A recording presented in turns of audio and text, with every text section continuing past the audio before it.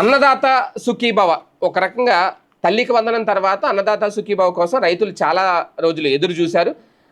ఎట్టకేలకైతే కేంద్రం ఎప్పుడైతే ఆ అమౌంట్ని విడుదల చేసిందో దాంతోపాటు వీళ్ళు కూడా విడుదల చేశారు. అయితే ఇక్కడ అన్నదాత సుఖీభవ పథకానికి చాలామంది ఇంకా తమకి పథకం అందలేదు అంటూ గ్రీవెన్స్లో ఫిర్యాదు చేస్తున్నారు. దీని మీద దాదాపుగా 10,000కు పైగా గ్రీవెన్స్కి ఆ ఫిర్యాదులు అందిని ఒక రకంగా ఇది ఫిర్యాదు అనొచ్చు. అలాగే దరఖాస్తులు కూడా అందినాయట.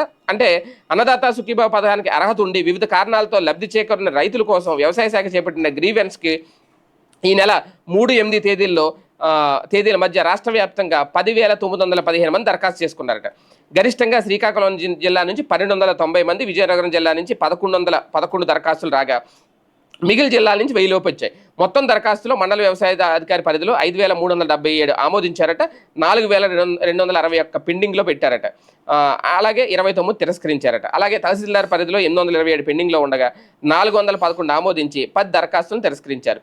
గ్రీవెన్స్లో పరిష్కారమై అన్నదాత సుఖీభవ పథకానికి అర్హత ఉన్న రైతులకు త్వరలో నిధులు విడుదలవుతాయని అధికారులు తెలిపారు. వాస్తవానికి ఈ పథకం ఎప్పుడు అమలు అవ్వాలి, ఎప్పుడు అమలు చేశారు?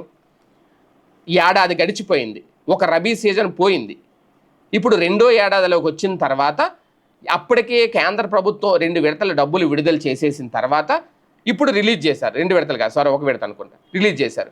ఇప్పుడు కేంద్ర ప్రభుత్వంతో కలిపి ఇప్పుడు అంటే ఒక ఆంధ్రప్రదేశ్లో దీనికి అన్నదాత సుఖీభవ పథకానికి ఇంతకుముందు జగన్ హయాంలో రైతు భరోసా అనేవారు. దీన్ని అర్హులుగా ఉన్న వాళ్ళు 1 ఏడాది నష్టపోయారు దీంతో.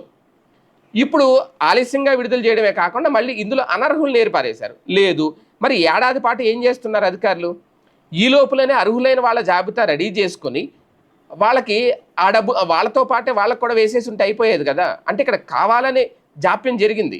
ఇక్కడ ఖచ్చితంగా అధికారుల నిర్లక్ష్యం ఉందా, ఆ శాఖ అలసత్వం ఉందా అనేది కూడా ఆలోచించాలి.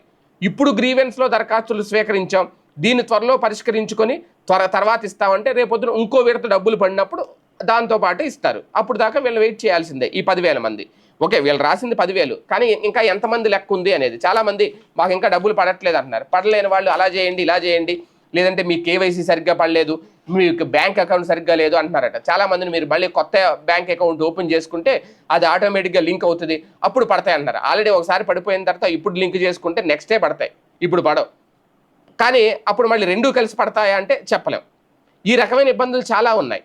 ముందు వీటిని షార్ట్అవుట్ చేయాలి. దీంతో గ్రీవెన్స్లో ఇన్ని దరఖాస్తులు వచ్చినాయి, ఓకే, దరఖాస్తులు వచ్చినాయి అంటే వాళ్ళు అర్హులు అని వాళ్ళు అప్లై చేసుకుంటున్నారు. అర్హుల్ని ముందే గుర్తించాలి కదా.